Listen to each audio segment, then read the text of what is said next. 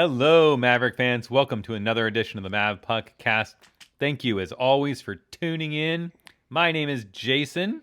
And I am Jon, and it's great to be back for a pre NCHC Hockey Pod edition of the Mavpuckcast.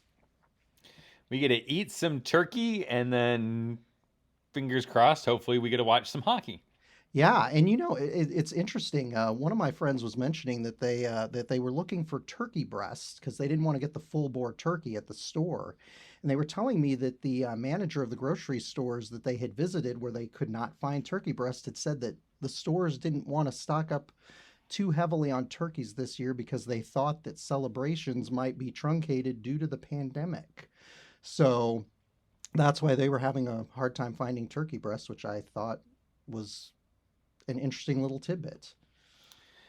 There's been a lot of weird things with COVID that I haven't been able to find. And I mean, it all started with the whole toilet paper fiasco back in March, and it just seemed to carry on to other things at other times. Well, and I'll tell you, Bridget was at Walmart yesterday, and sure enough, they were out of toilet paper at the Papillion Walmart that she went to, and they were out of paper towels. So apparently, there's a run on paper products.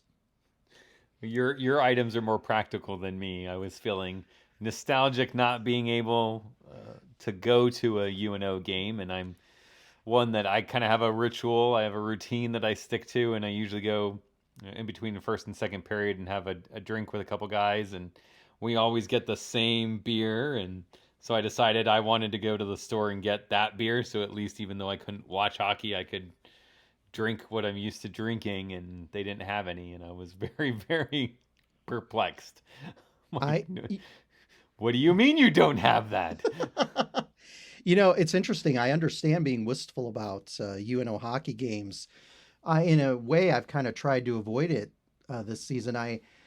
I wanted to check out the new NCHC app on Apple TV. Anticipating the games that we're going to be watching here in December, and so I pulled up the final game of the season last season against North Dakota at Baxter Arena, and I started watching it. And I told Bridget, I said I'm starting to feel kind of sad because I saw the crowd, and I was listening to Donnie Barnes and Terry Leahy do the call on the game, the replay of the game broadcast, and I thought, I'm really going to miss being in the stands at Baxter Arena to start the season. I'm just kind of bummed about the whole thing. So I'm happy hockey's back, but it certainly would be better if I could be there without having to worry about dying because of it. yeah, it's I mean, I love UNO hockey, but I haven't quite decided yet if I'm willing to die for UNO hockey. Where's the line in the sand? Unless it's just a random accident. I'm not sure I'm willing to do that yet, but I I guess we'll find out. Yeah, so anyway, it's we have to be careful, and I was reminded of that this week. Long time UNO hockey fan Jerry Sanders, who many UNO fans who were involved with the UNO Blue Line Club know. He worked each game down on the scores at the scores table, down at ice level, and Jerry and his wife Bev were fixtures, especially in the early years with the Blue Line Club, and they're still at all the events. They were at the final dinner with the Mavs that we went to February last year. Jerry always sells raffle tickets at those events, and he and Bev used to be in charge of membership for many years. She was a longtime employee in the athletic department. She was the women's equipment manager from, I think it was 1978 to 2001, and their grandson's actually the head equipment manager now. I got a text a few days ago that Jerry had passed away from COVID, and it was really sad because obviously Jerry was retirement age when we met them.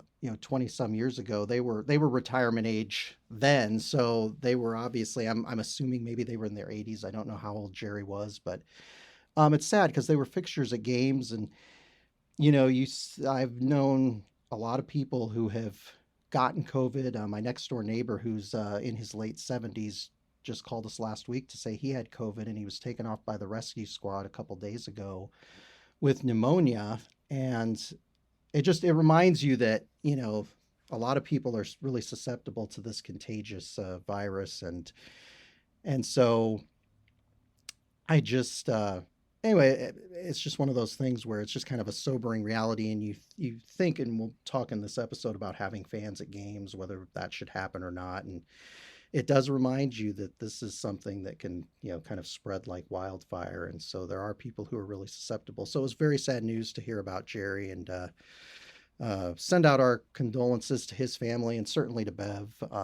I always wave Definitely. and say hi when I see them at the games. So it'll be a different experience not seeing him down on the scorer's bench. We always we sit behind the scorer's table, and I always see his white-haired, kind of balded head, kind of bobbing around there, especially when they're looking at replays. So he will be missed.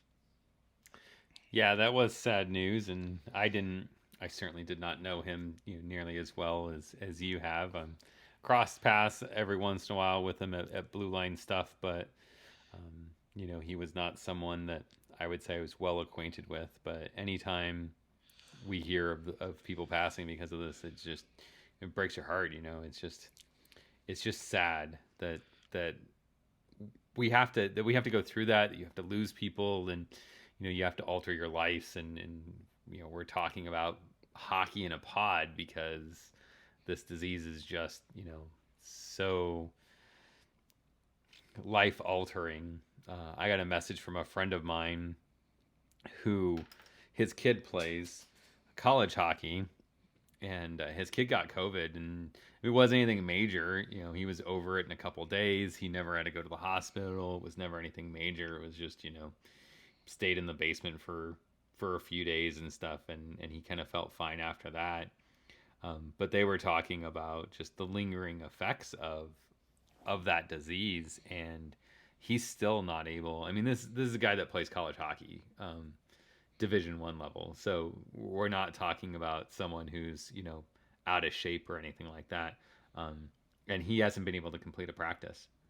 Like he's fine for the first 15-20 minutes, but he can't take a full shift. He can't complete a practice. He just doesn't have the stamina for it even now. And he said it was like April when he caught COVID. So yeah, it's crazy how that affects, how little we know about how much it affects people. Yeah, and that's the crazy thing. A lot of assumptions are made, and then a lot of assumptions are kind of blown out of the water. And I don't want to get too dour, but it is something you think about when you talk about the lingering effects. You do wonder if you do end up getting COVID, if it's one of those things that will be kind of a little checkbox when you're applying, for example, for like health insurance as a pre-existing condition long term. And that's where it really sort of gets scary, and it's kind of a sobering when you think about doing some of these activities. You're like, is this kind of a long-term chronic pre-existing condition that you'll have to think about and deal with for the rest of your life? We just don't know. We just don't know because it seems to affect people so differently, so. And I think that lends to the announcement that the NCHC put out about the pod and the games and the precautions that they're going to take is how much and how serious they are looking at this and saying, we have to protect our student athletes and the staff that have to be at the games to make it function.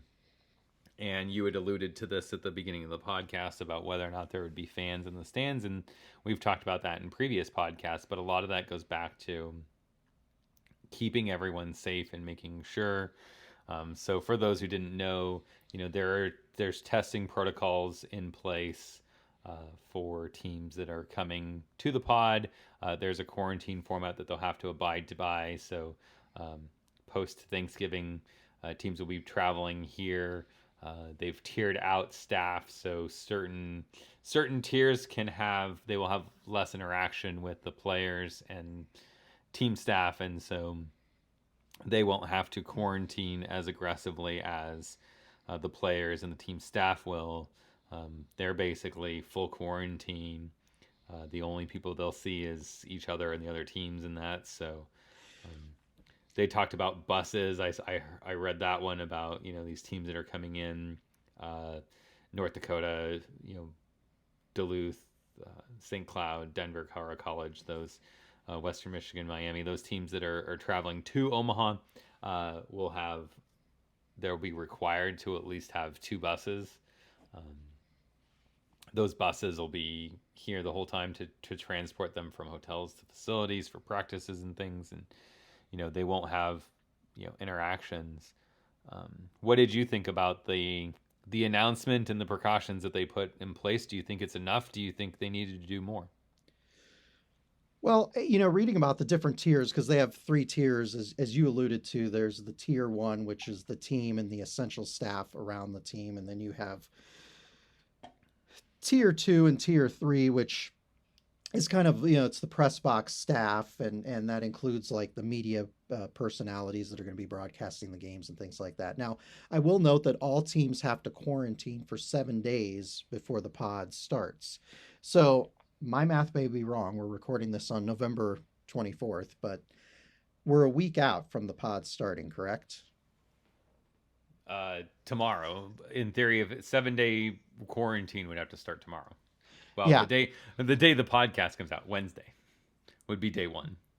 Yeah, Wednesday one. When's the first? Is the first next? See, here we're getting into Tuesday. Okay.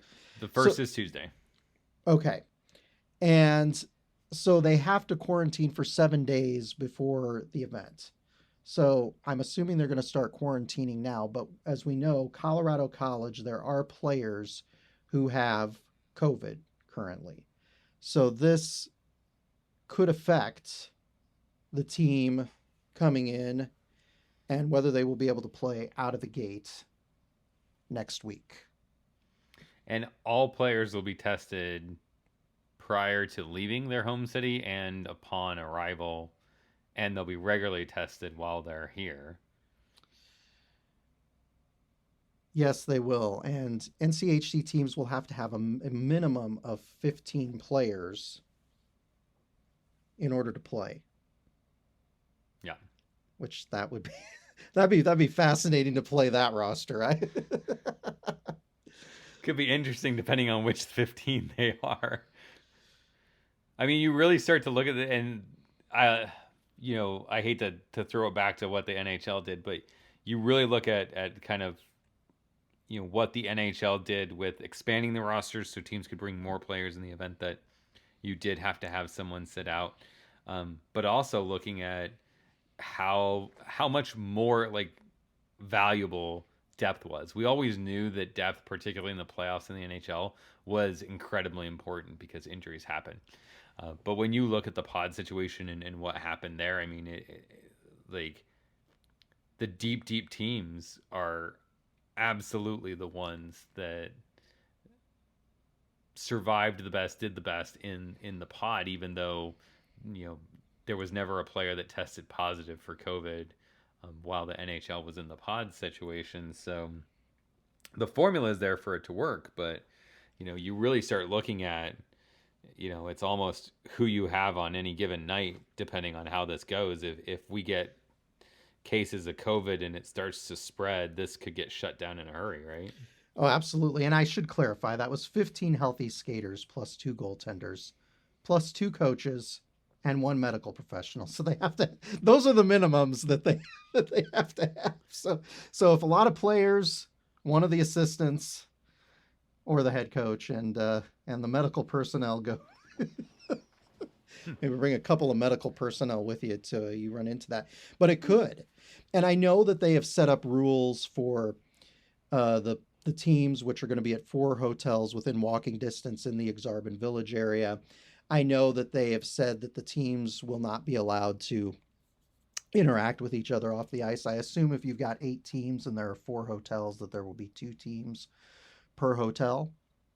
I'll just guess that that's how they'll do it. Some of the hotels are bigger than others, so maybe that won't quite be the case. But it'll be interesting to see how that all goes down, and if people are as strict with this as they say. I mean, there's all kinds of stuff. Just perusing this again, I mean, there's a symptom screening app that UNO has developed that the teams have to use. I mean, and you're right, they're going to be tested multiple times throughout this. So I don't know. I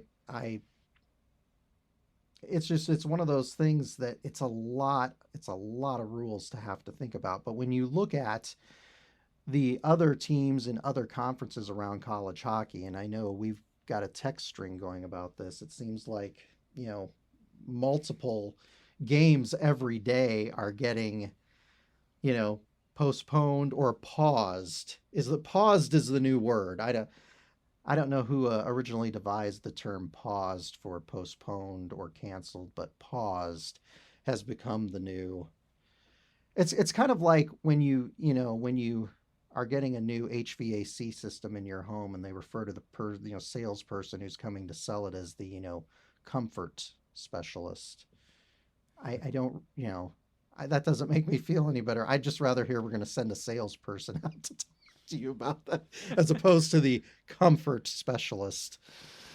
But we've paused. A lot of games are getting paused, and there are a lot of fans and media types in that follow the other conferences and teams in those conferences who are really envious of this pod structure. So it will be interesting to see if it goes well, because if it goes well, you might see some other teams in the second half of the season decide to kind of replicate the idea with a single site, all teams coming and playing multiple games kind of in a condensed schedule. And I do wonder if this works well for UNO and we keep seeing other conferences canceling games left and right, if the NCHC might decide to do something like this in the second half too. I mean, there are a lot of ifs right now. We don't know if this will go well.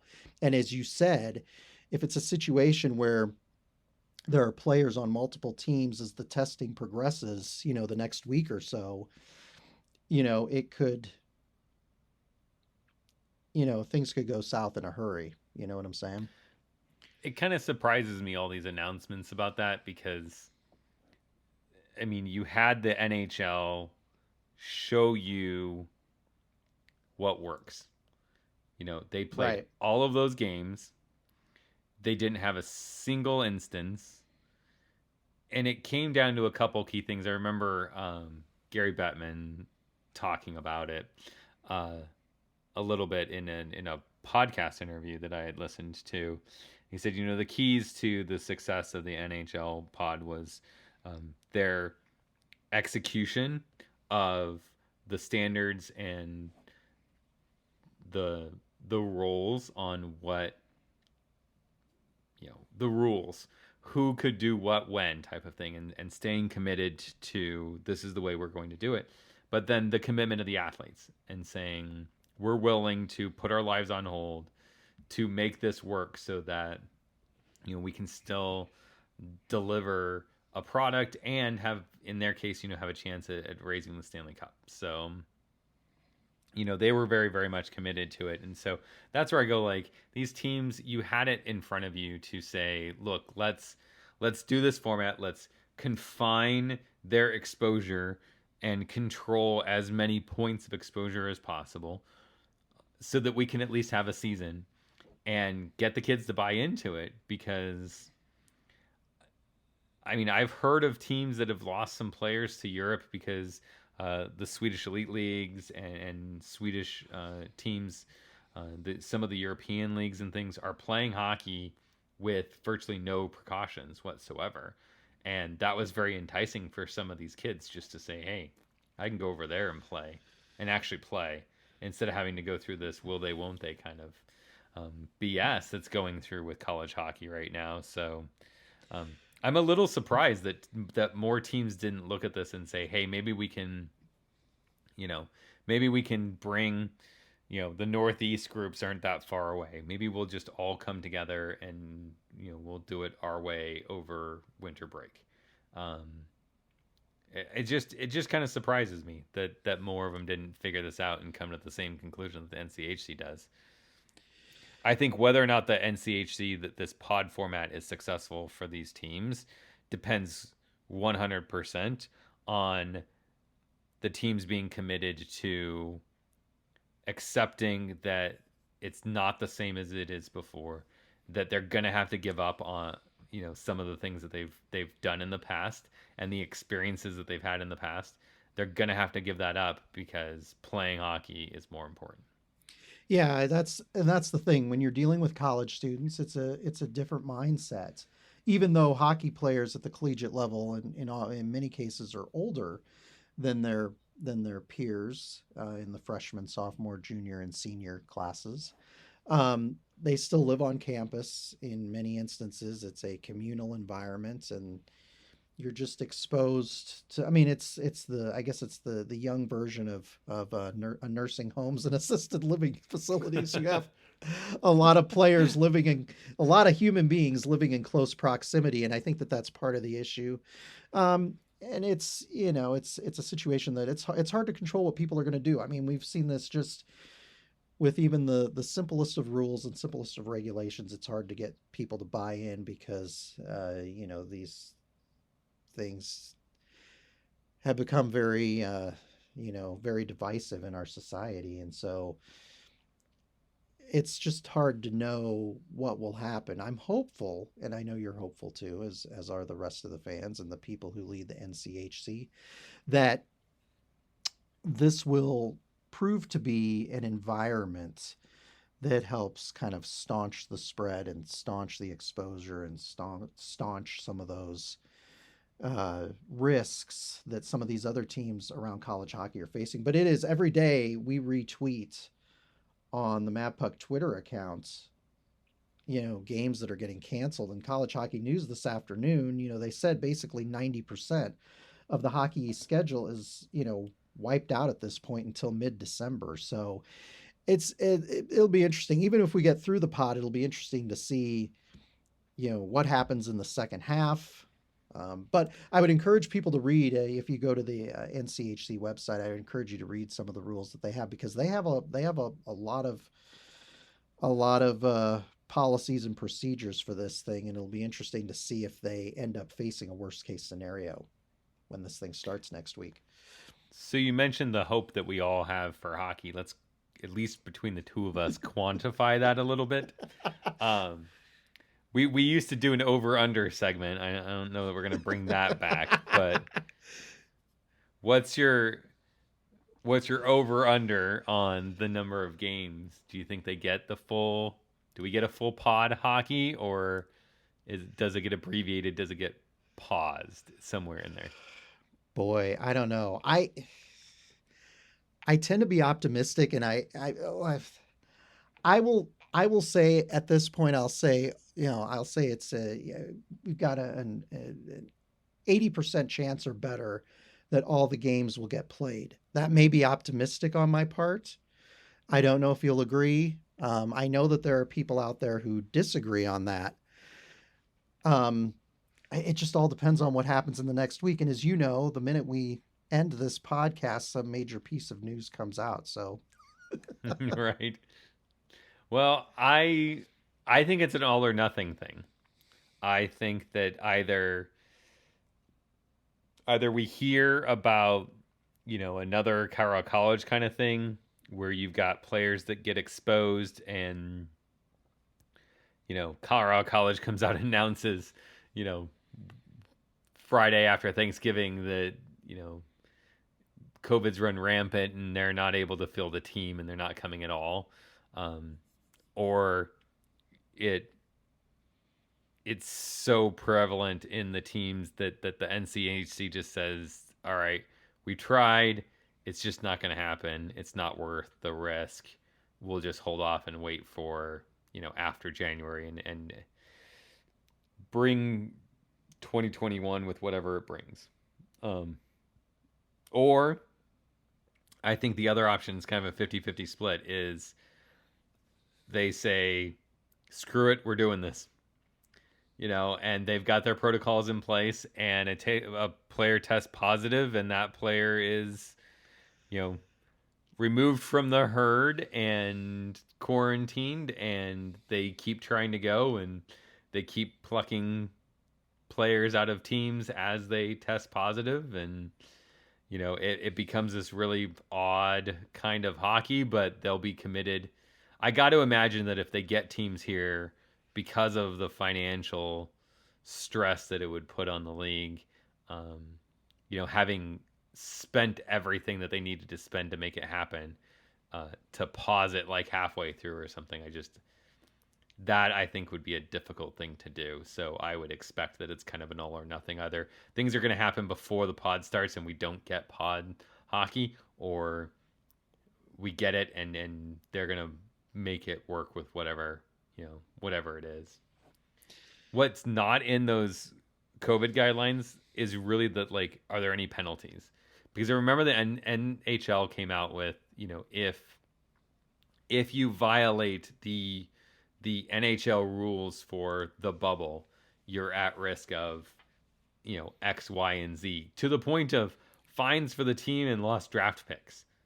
Like, they were serious about, if you don't follow the rules, if you have players that don't follow the rules, there will be consequences. And I really didn't see that. And I know that it's a little bit more difficult in this format to really do that, but I'm kind of a little worried that it's that classic, like, these are the smart things to do. We hope you will make good choices.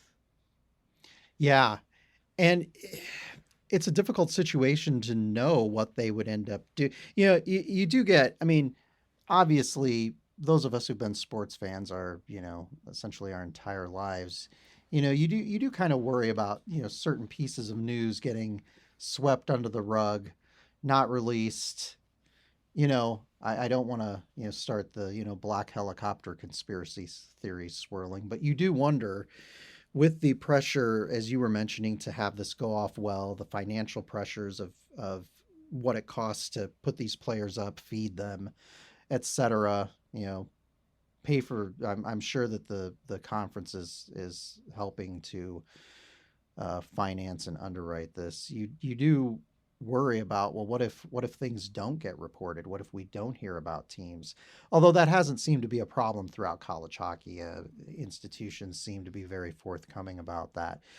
But it's interesting because you're dealing with a pod schedule like this where, all the teams except for UNO are essentially remote. So I don't know what happened, but like you, I think, if things go well the next week, I think it'll happen, and they'll be here for the entire run of this thing. And some of the teams are shorthanded, as far as roster depth, they're shorthanded, but I don't know. I still think it's possible there's something that could happen in the next week that throws this, off track. I guess it'll be interesting to see what kind of testing happens over the next few days and what they learn about their teams. Although I would imagine some of these teams have already been, essentially isolating together and just practicing with each other, hanging out with each other, eating with each other. So I would assume that they're not hanging out with girlfriends, or in the case of, UNO hockey player Josh Boyer, his wife, as we go forward here. I don't know. It'd be really interesting to see. Yeah, I mean, and what their capability of being able to do that is, that'll be, if they're doing those things, if they're taking the precautions, if they're taking it seriously, then we have a good chance of being able to see 40 really good games. If they're not committed to it, then the headlines will not be anything that's on the ice. The headlines will all be about, this player that went out and was seen at a bar, and that player who was at a movie or walking downtown, or whatever. I mean, it's just the way it is. That's what the headline will be. The headline will not be, this team had an amazing game, or did you see that goal, or how well it's going for the NCHC, and how every league in NCAA hockey should have followed their lead. That won't be the headline. That won't be the story. It'll all be one person's stupid decision to, put themselves before their team and the other teams, and go out and think that they can have some fun, sneak past the security guards kinds of things and stuff. And Yeah, we were I talking guess we'll about that. see, but Yeah, we were talking about that on the last podcast. I gave you my example from Northern Michigan, and it wouldn't be the first time that a college hockey player made a dumb decision. So, right. you know, and I will add, since the last time we did this podcast, just a little bit of news here. They did announce game times because Jason and I speculated a little bit on that when they were We going to did. play these 40 pod hockey games. Since they And were doing two for those, just refresher real quick, two a day, weekdays, 3 a day weekends, and everyone yes, off on Mondays. so the Tuesday through Friday games will be 3:35 p.m. and 7:35 p.m. Central Time.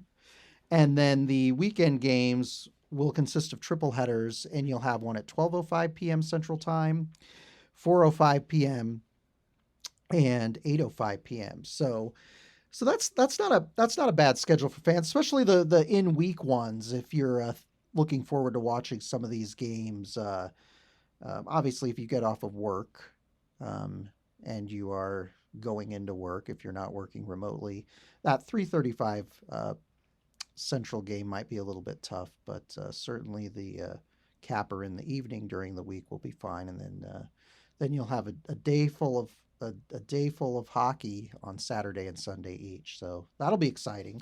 That'll be And the nice fun. thing is, like we've talked about before, you and I are both kind of big on streaming television, but that's one of the benefits of streaming television is even if I'm at work, there's browser tabs and phones hidden in desk drawers. I know some of the tricks. If you need some, hit me up on Twitter. I'll give you some of the crazy ways to hide what you're watching. But Well, and the nice thing is it should be good quality, Jason, because they announced, again, they do all this stuff, shortly after we post a podcast. So they announced that at the same time that they did the announcement of the game times, they also announced that Midcoast Sports Network, which has done a terrific job broadcasting, among others, the North Dakota hockey games that we've gotten to watch on NCHC over the past several seasons. They will be the broadcast partner, and they will be doing the games for the pod.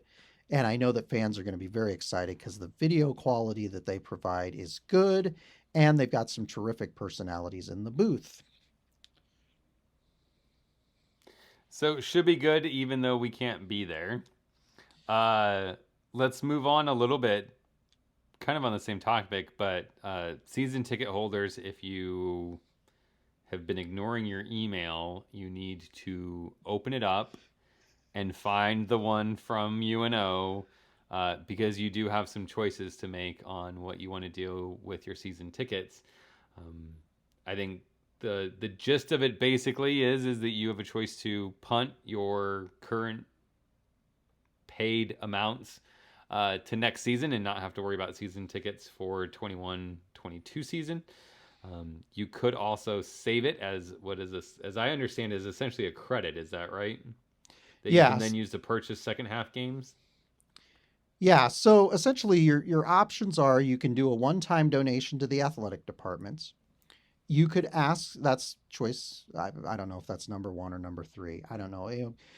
Creighton basketball here in Omaha made that choice number one because they would like for people to make a donation and then buy their season tickets again next fall. Because that's what the Catholic Mafia does in this town. I know Bridget's a member of them. That's what they do. But regardless, so the options are, there are three options. You can take a credit towards next season, which I would imagine most people will do.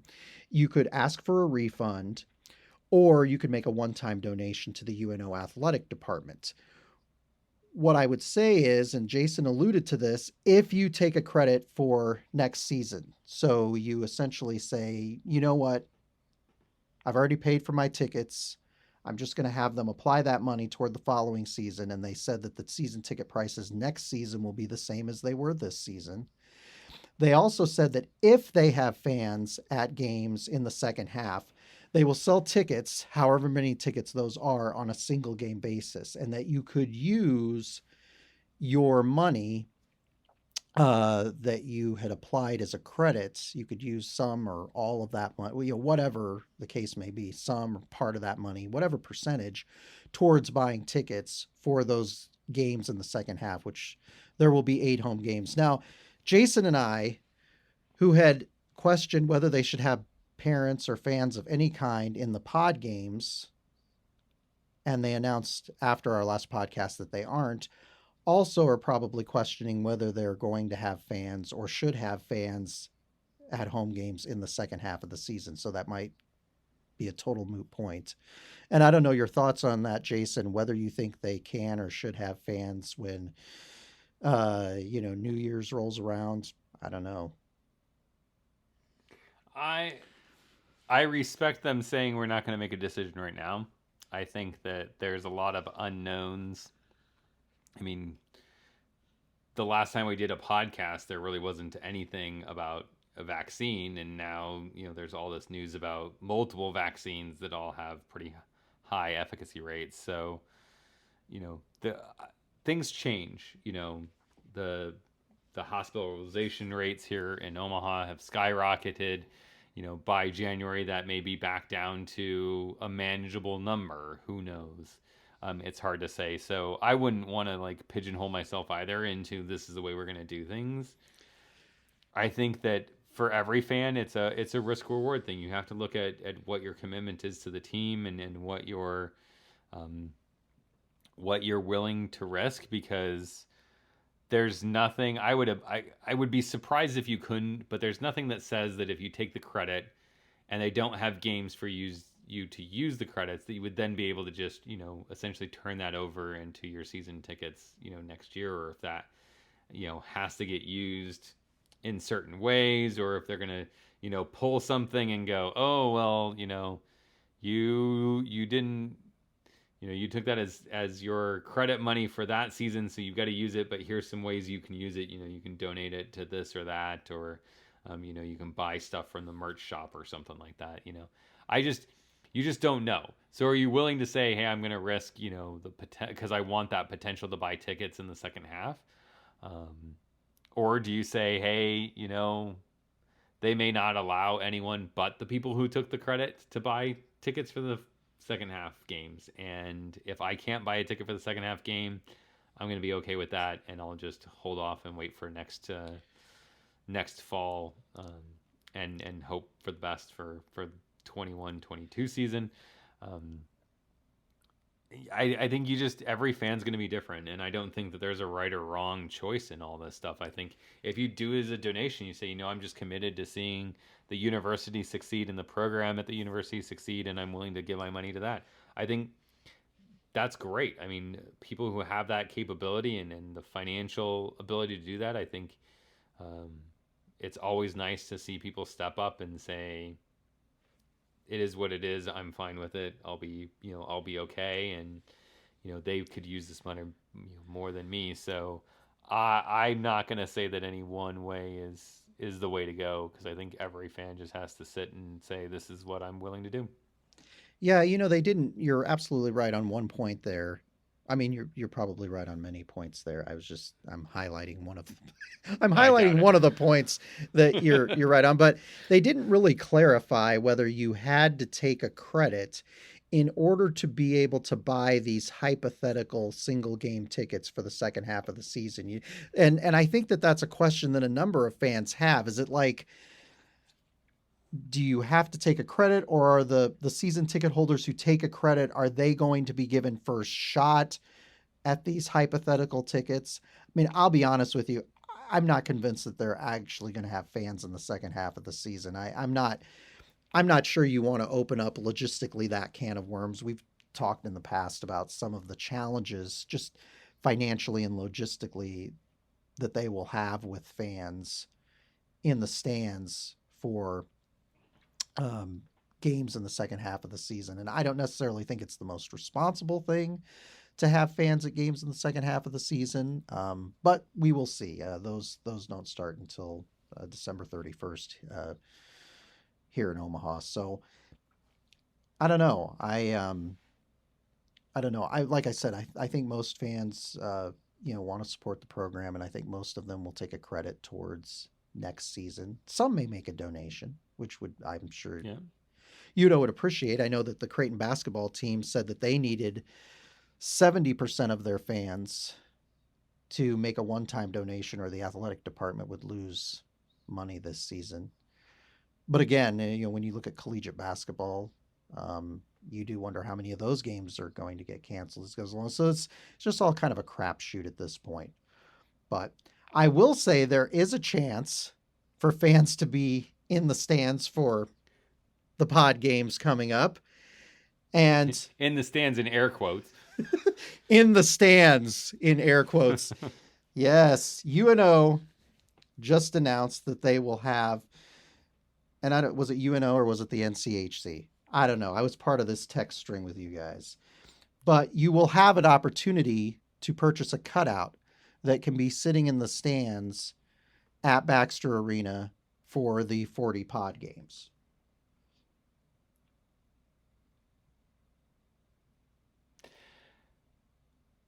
Yeah, it's been a popular thing with a lot of sporting events, right? Like I've seen it in the NFL stuff. It's always a little strange to me, but I mean, at least you get to be there, I guess. The requirements were kind of interesting to me. They were very specific about, Yes, let's talk about those, because I think that would be. I love. So let's. Do you want me to run down some of them here for the listeners, Jason? Yeah. Do you have it up? Yes, I do. Okay. Yeah, they're going to want to hear these. Okay, so here are the cutout rules, and most of you have seen these at college football and NFL football the past couple of months. And some of the teams have done fun things. I think, if I'm not mistaken, I think the Denver Broncos did like South Park characters in one of their end zones. So you get a lot of yes, kind of they did. fun. That's awesome. Fun, clever things. Yeah, I absolutely love that. But so here are the rules, okay, for the cutouts at the NCHC pod games.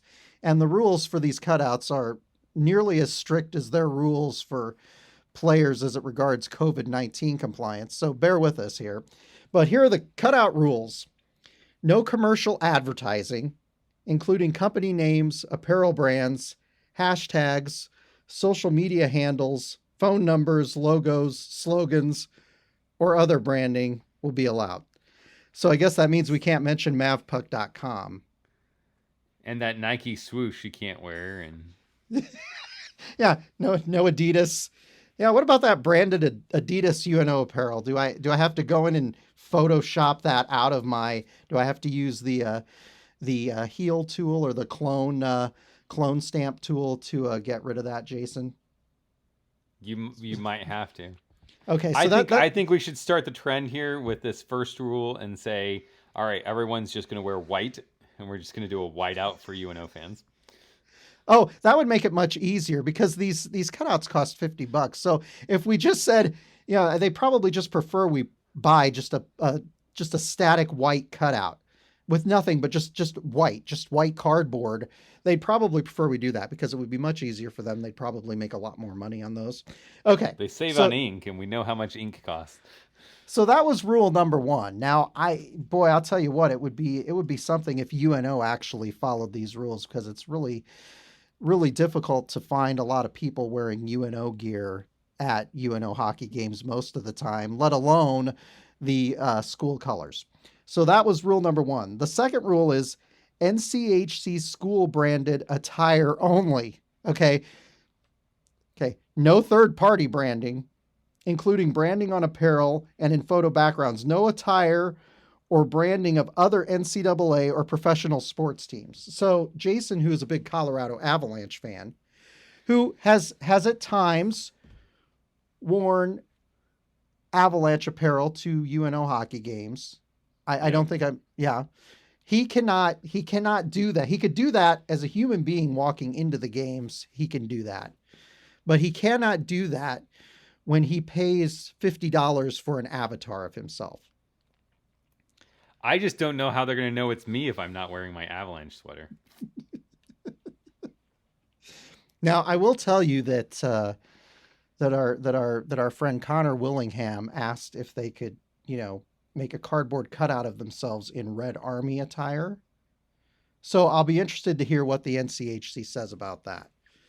Because if they're allowed to wear Red Army attire, I think I should be able to, have myself in a shirt with like the Mavpuck logo on it, right?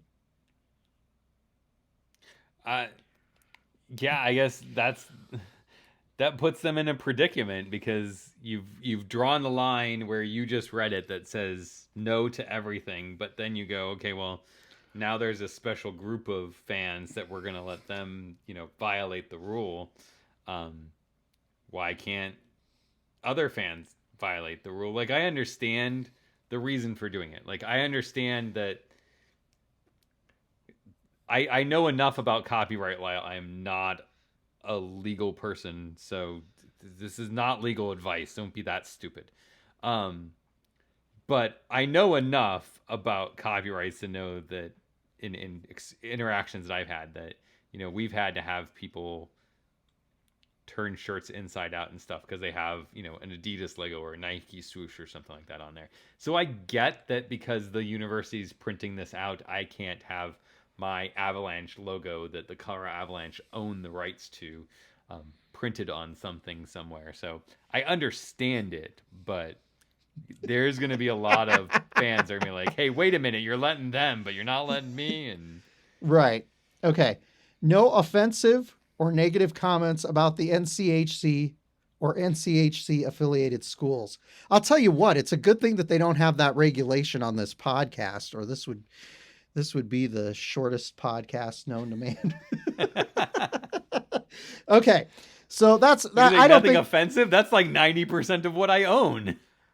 I don't think anybody'd have anything negative to say about the NCHC. Now, about some of the fellow schools, I mean, I guess there could be some salty T-shirts, some salty slogans that people would have. I don't know. I find that fascinating, but I think we all are in agreement. No negativity. That one I don't think would bother anybody. Okay. Positivity, people. So no personal identification such as names, email addresses, license plates, phone numbers, or street addresses. It's like apparently I was gonna put my license plate on my shirt. I don't know if these are the rules for the avatar making company or if these are the rules for Match.com at this point. I have no idea. But yeah, I mean, I will tell you. I mean, you do realize that rule specifically is the one where, like, when you get a cup of coffee and the cup says warning contents will be hot. Like, that's who that's written for. I mean, I will say on the top of the Mavpuck.com website, we do have a picture of our Mavpuck license plates.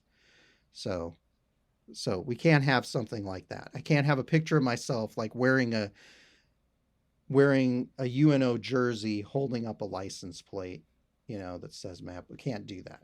So can't put a link to your Tinder account on your shirt. Sorry. No, apparently not.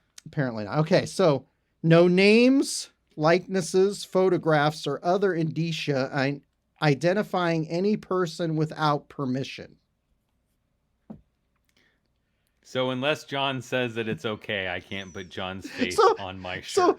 So wait, I mean, it's going to identify me if you see my face. So do I have to do like that, like that macro blocking, like blurring out thing of my face before I make this? I don't know. John plus and witness protection. See, but if I do that, seriously, like if I can't wear my Avalanche sweater and I have to block out my face, like, come on. I mean, there's no way you're going to know who I am. Well, I ain't paying $50 for that crap if it's going to be that strict. Okay, so where were we? Okay. No political statements, logos, slogans, or other political content. So let me ask you this. And I'll set you free. Let me ask you this, because everything's political these days. What if I make what if I make a picture of myself in a mask? You know what I'm saying? In a mask to protect others from COVID. Now, I don't look at wearing a mask as a political statement, but there are people who very much look at that as a political statement. They might be offended by that. So should I not wear a mask in that image? Should that not happen? I mean, it might be the responsible thing to wear a mask at the hockey game. I mean, I don't know. I just I need to make mean, sure it's got a logo of my team and not a if you, logo or not my phone number on the. I mean, if you take the picture of the uh, Durango on your UNO sweater and you put a mask over his, over the mouth of the bull, like, are you gonna get in trouble for that? Because I think that'd be pretty cool. That would be, and Pretty I cool could do assumption that. of the season, right? Like, Photoshop I work in every day, so I could do that. So, dude, I'd okay. buy that T-shirt. By the way, if you did that, I would buy that shirt. No alcohol, illegal drugs, tobacco, or firearms/weapons. We'll call that the ATF rule. So no beer. I don't. This is.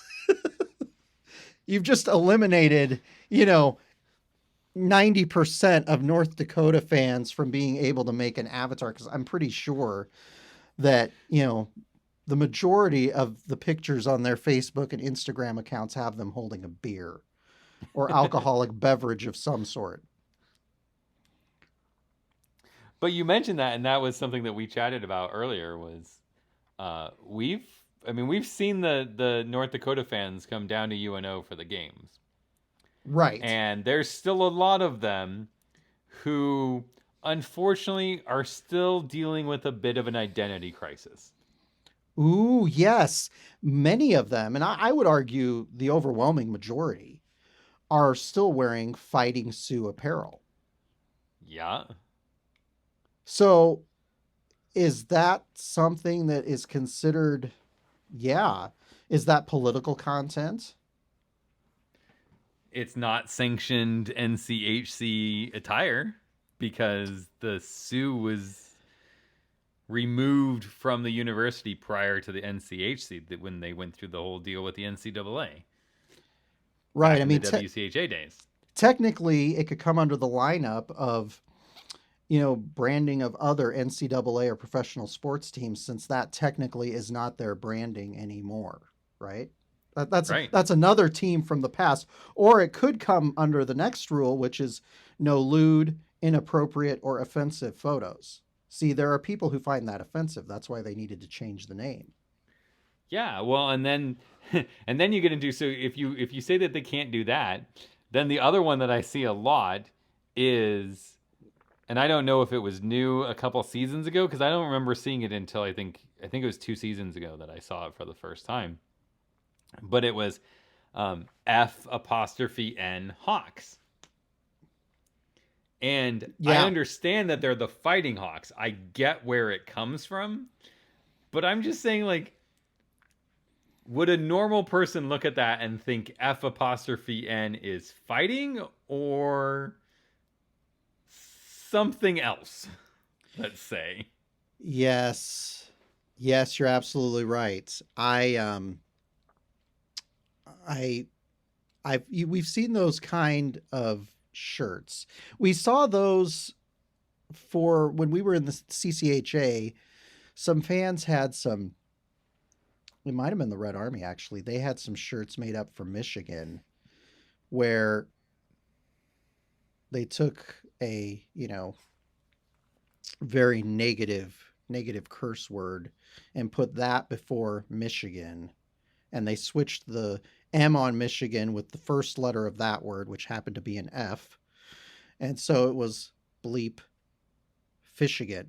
See, or no, it was yes. So you know what I'm talking about. I don't want to, I don't want our podcast to have any offensive content here. So I'll just say yes, you're absolutely right. So we don't know. This could be a gray area. We'll have to see what happens with that. I don't Well, know and that they'll that's, I stop think that. that goes back to your comment about the Red Army and whether or not they'd be, allowed, because, if they tell the Red Army no, but then they allow Fighting Sioux jerseys, like, you're all of a sudden you're now in that same boat of, why are you giving one team preferential treatment over another? And I just I like that they're doing it because at least it'll fill the stands and give it some sort of atmosphere. I thought it was weird in the NHL pod where they just covered the seats with the. I mean, it was really cool, the lighting stuff, the first time I saw it, but after like 60 games, I was kind of like, okay, I'm over this stuff and the piped in crowd noise. That was just weird. Like, there's clearly no fans there. Why am I hearing? But I don't know. It'll. I feel bad for the NCAA because I feel them wanting to do this, but there's gonna be a lot of problems I fear with this, and so yeah. Okay. Yeah. So the next rule. There's more. We're not done yet? No, we've got Okay. we've got 2 more line items here. This is not. Oh, This jeez. is not done. I don't Okay. like rules, dude. We're already pushing my bubble here. Yeah, I don't need. See, this is why I kind of just don't want fans at the games at all this season, because it's already annoying during a normal season with the clear bag rule and everything else. I don't know that I want to have to jump through any more hoops, but I digress. So let's continue.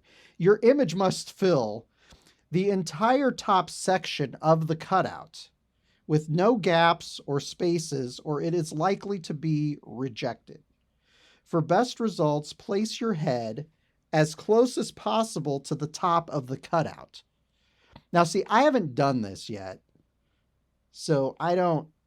And here's the thing. That to me is not so much of a rule as it is Best practices. Here's how you use the tool, because if you go to the website, it has you upload, and then it's basically just a mask. That'll be a term that you position it in. Yes, exactly. You just slide the picture around, make sure that it and you can scale and zoom and stuff to make sure everything fits in there, and then you click submit. Does it say anything, though, if they reject it? Do they tell you why they rejected it? Because I have that problem a lot with ads. Like, notoriously, I will set up ads at work, and then I get an email that says, your ad was rejected. That doesn't help me tell me why you rejected Jason. I'm getting to this, okay? Okay, all right. The last line item before I think I will get to information that answers Jason's question. Wear your school's gear... Wait, it says, wear your school's gear to be placed with its fans. What does that mean? Oh, maybe that wasn't one of the line items. Maybe that was the next. I don't know. That's in the list of line items. Wear your school's gear to be placed with its fan. Oh, okay. I got it. So they're going to put all of the UNO stuff together in one section and all the North Dakota stuff together in another section. Well, are we going to... That's the thing. We're hosting this thing. We better get a way better section than... I mean, what do I have to pay if I want to get into my actual seat? I don't know that. From what I understand, you don't get that choice. It's not filling your seat. They're going to just fill probably just the lower bowl, if that.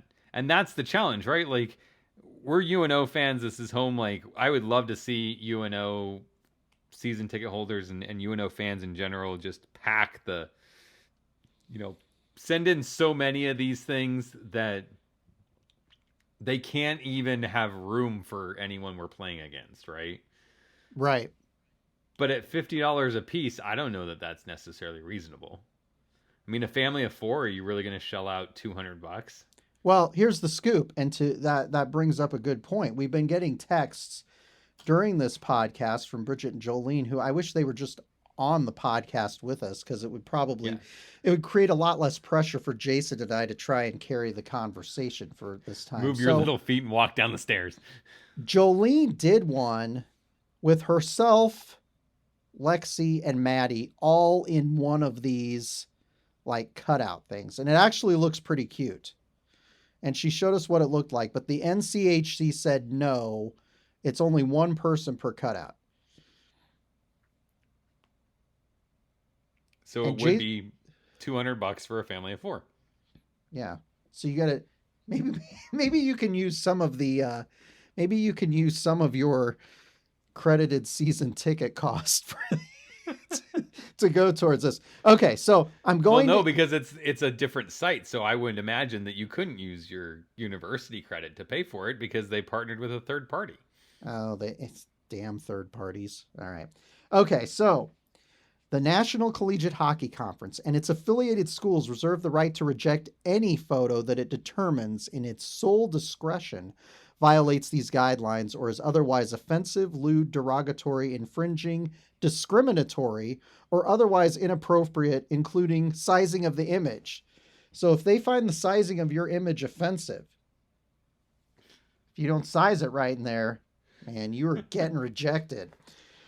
The National Collegiate Hockey Conference and its affiliate schools will not be obligated to provide the purchaser a refund if a submitted photo is rejected for any reason. All cutouts may be removed at the discretion of the team if fans are allowed to return to the games in person or for any reason they deem necessary. All sales are final, no refunds.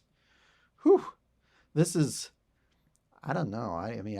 Well, the all sales are final, no refunds one worries me, because if I submit it and you say, no, this isn't acceptable, I want my money back. Like, if I thought I followed your rules and now I'm out $50 because you just had a get up for me, like, dude, someone's getting fought. That's going to be... Yeah. I don't know about this. They say again, in the couple paragraphs later, all sales are final. If you have any questions, and you can email the email address at fancutouts.com. So I don't know. I don't know how I feel about information to come, because at this point in time, we don't. But there's going to be a lot of questions. Here's the problem, though, Jason. It is now, as we're recording this, it is, Tuesday night. It's 9:35 p.m. on November 24th. You have to have these things in by, November 28th. Right? Yeah. You know what I'm saying? I mean, that's, I don't know.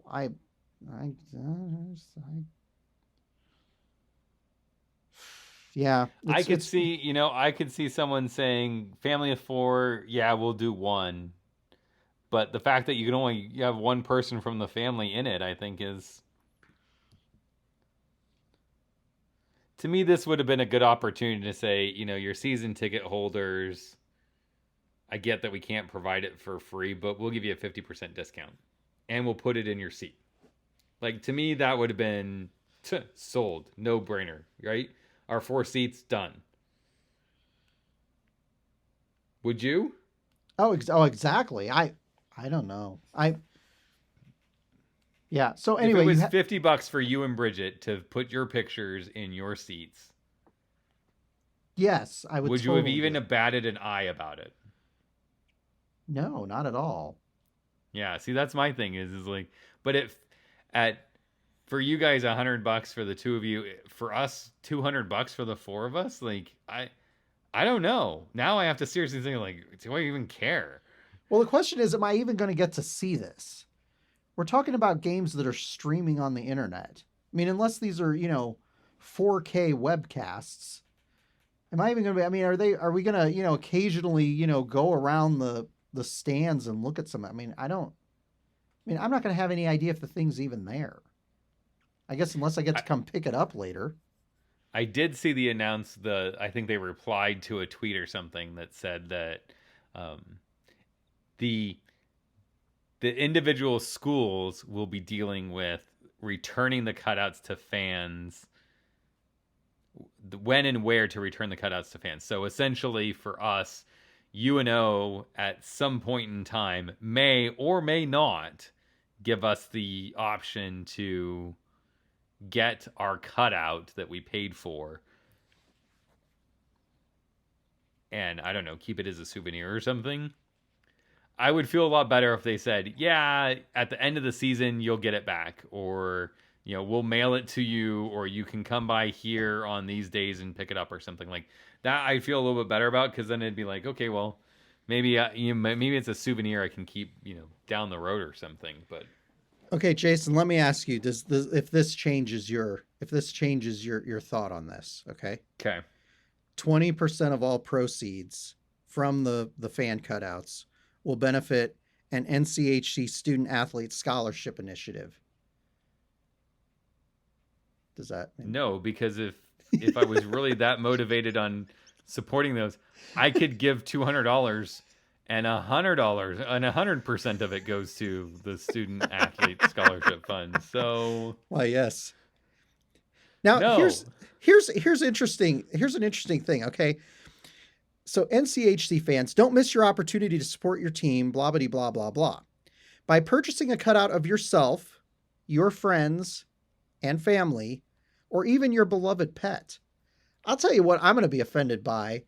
I am like horribly allergic to cats. I swear to God, if I am, sat next to somebody's, cat wearing a, Maverick hockey tutu, I'm going to be offended by that. It's going to be terrible. And this cat's going to be huge. If you have to fit the cat's head in this like human shaped cardboard cutout, it's going to be ridiculous. It's going to be like this gigantic man-sized cat sitting next to me.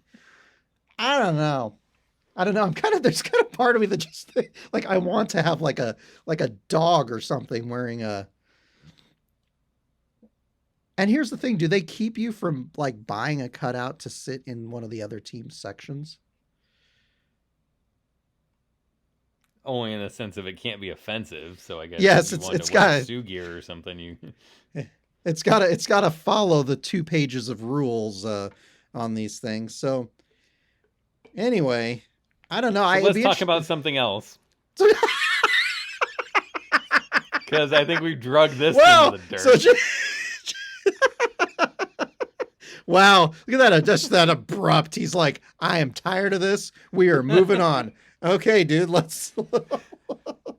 Well, we're talking about supporting the team, and I remembered something else. This is going to be. We didn't talk about this in our prep for our podcast, so apologies if this seems like a sprung topic on John here. Oh boy, it's not good when we have topics I have not prepared for at all. I think you'll be okay on this one. Okay. What I feel would be a better way and certainly cheaper way to support our UNO Mavericks is a Facebook post from the Blue Line Club about how you can drop off at, I think it's a bar in Exurban Village. You can drop off posters for the team, and they say they'll make sure with the Blue Line Club, which I have no reason to believe that they wouldn't, but I mean, source. They will make sure that it gets hung up in the meeting and eating facilities for the team so that, all of the UNO players and stuff can see your words of encouragement on poster boards, and you can include pictures and whatnot and that. And you very well know, sitting by us and stuff, that the kids really like coming up with quippy little, fun statements and stuff and nicknames for guys, and playing off some of that stuff. And they make signs, and they have the athletes sign them at times whenever we possibly can. And I think Sullivan's is one of my favorite right now, just because it's from Monsters Inc. and it's Sully, and it's kind of cool. So yeah, we thought about like sending some of those things, because I think that would be kind of cool that the guys get to see that and stuff. I remember when the team went to Boston for the Frozen Four, that there were a bunch of things, and we were able to, when we went to the event or something, we were actually able to give Kemp some things. And I saw like afterwards or something, someone posted that they'd actually seen some of the letters and stuff that people had sent in and stuff. And I think that's kind of cool from a player standpoint, at least, to be able to see that. Yes. No, I think that's a great idea. They've done that before. I remember back in the, this would have been the 3rd year of the UNO hockey program, or the 3rd season, when they first joined the CCHA and the CCHA playoffs. The way that the format was, UNO was able to, after the first round, their first round game in the CCHA playoffs, they were able to secure a play-in game against Bowling Green to go to the NCH or the CCHA championships, the final 4 teams in the conference at Joe Louis Arena that March. And I remember that night, fans brought and kind of covered the arena with signs supporting the teams because it had kind of been an unplanned game and they had taken the ice out of the arena. I believe it was for a tractor show at the Civic Auditorium. I mean, nothing makes this sound more like Hicks than saying it was for a tractor show. No, we're not. But anyway, but yeah, so that was nice. I remember there was another game where people were able to fax messages of supports, which I'm all for that. Let's just bombard the hotels with fax messages. Dude, when you say that, like all I can hear in my head is that sound of the fax machine. Look, that was my life in our early years of the business. You have no idea that's how drafts got sent. I mean, it was news when somebody got an email. They would send out a postcard like, we now have an email address. So yeah, so I don't know that you could send faxes anymore. But this is what it is. Now, I will say, full disclosure, I think Jason not only is he a big proponent of this idea because his wife and daughters make some great signs for the UNO hockey players, but I think he's also preferring this idea to the cardboard cutouts because Jason and his family, along with Kevin Neubauer and his family, were featured in the photo that the Blue Line Club used to promote this concept. So just so you know, they did a good job isolating some fans who did some nice signage for this. So that might be influencing his feelings right now. So you just don't know. But yes, you may not have factored into this segment of the podcast. Yes. So you can drop off the signs at the Backlot Tap House restaurant because it's where Dudley's Pizza used to be in Exarban Village, right next to Exarban Cinema. Okay. Yes, and it's owned by the Barstow family who own Exarban Cinema. So you can drop them off there, and it said, please check out the Backlot Tap House website for that location's hours next week. So I'm assuming you can drop the signs off anytime during business hours next week, and they will get to whatever hotel the team is staying at.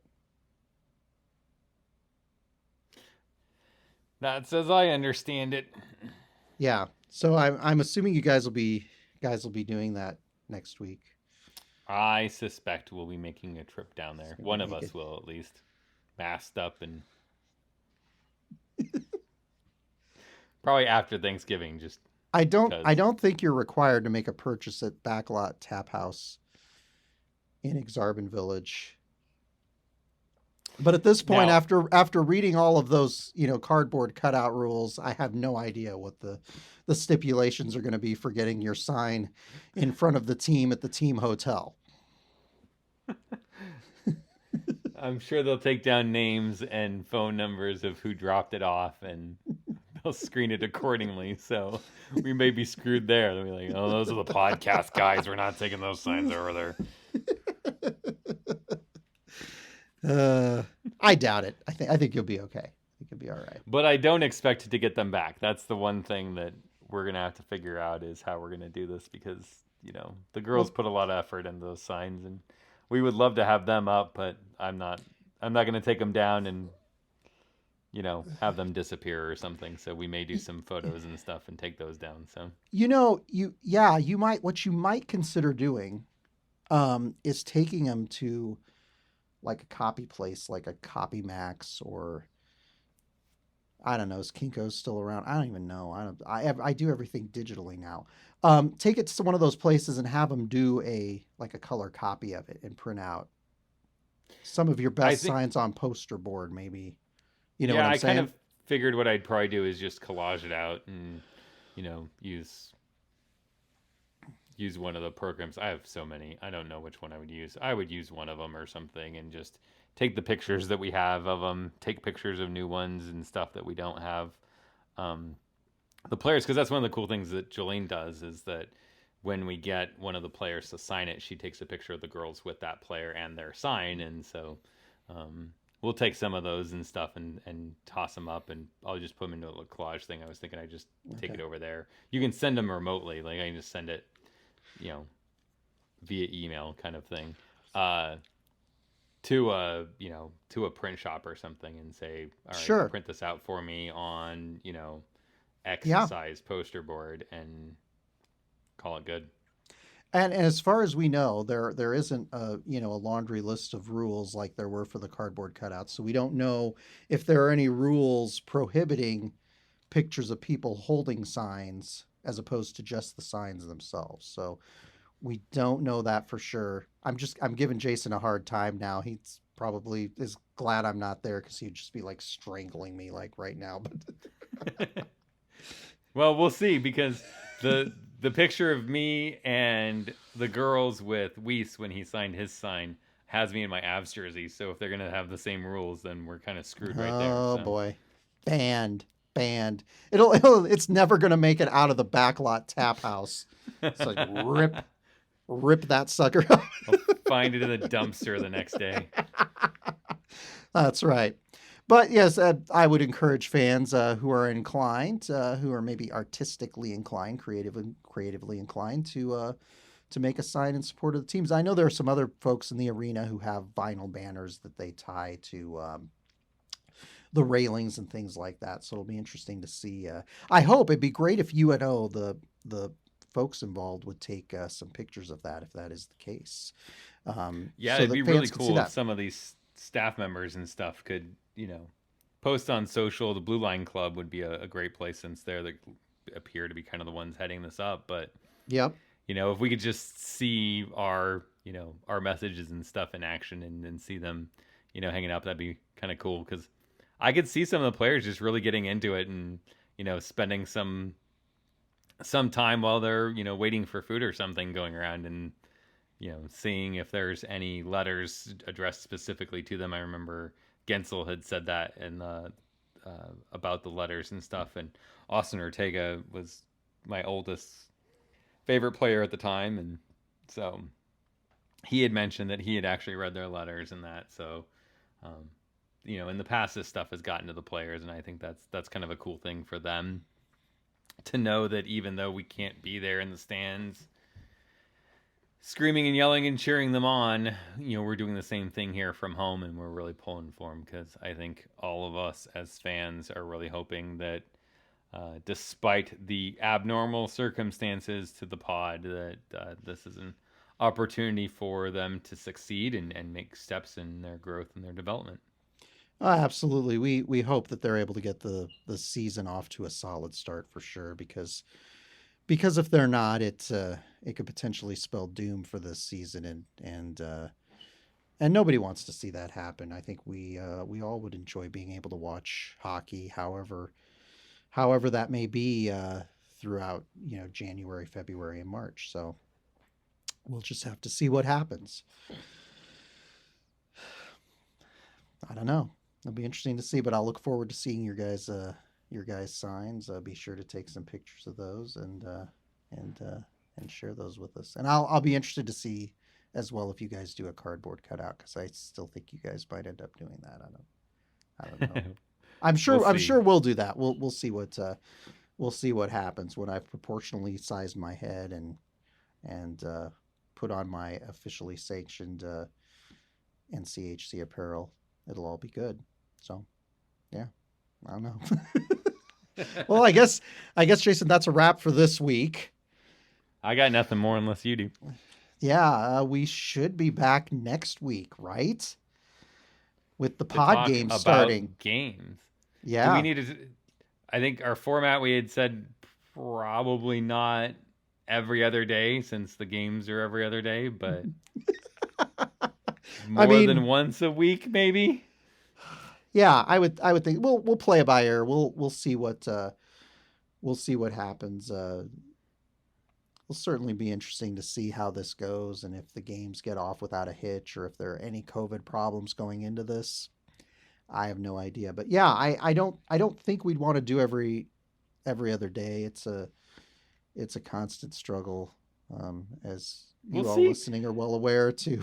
We haven't had much to talk about. We may get into the first game and say, you know what? Finally, there's something, and we'll inevitably, if we do more frequent ones, it'll be a lot unless there's just a lot of like interesting and controversial, news swirling around right? these games, they should be a lot shorter, which everybody, including, Bridget, will be thrilled to hear. But Jason and I like the longer ones. So if you're listening to the podcast on social or something, put in the comments. Tell us if you want us to do it after every game, or if you're okay with a modified format. Yes, and just to clarify, not after like every single game, but after every UNO game. If daily, you would like us every other day, every other day, unless they're playing back-to-back games, we might wait until after the second game to do that. But if you would like to have us do it, after, roughly speaking, after every UNO game, let us know in the comments. Let us know on Twitter when I share this podcast. Let us know on Facebook when we share this podcast. And we will take those comments into account. But until next time, follow Mavpuck on Facebook. Follow Mavpuck on Twitter. You can find links to all of our social media channels and all the back episodes of this podcast on Mavpuck.com. I just spent an insane amount of time embedding the Apple Podcast player, which is brand new from Apple, last week. So I went back and did the 2 previous seasons, as well as the first 3 episodes of this season. And it was a time-consuming day putting embed code on the site for all of those podcasts. But it's really nice now, so you can listen to it on any of the platforms that you want. And if you subscribe on any of those platforms, we would love it if you would go on there and give us a rating. And it helps our analytics, and it helps us gain more listeners, which is why we do this. It's fun to know that people are listening and enjoying the podcast. So, looking forward to the pod games, Jason. Until next week, go Mavs. Go Mavs.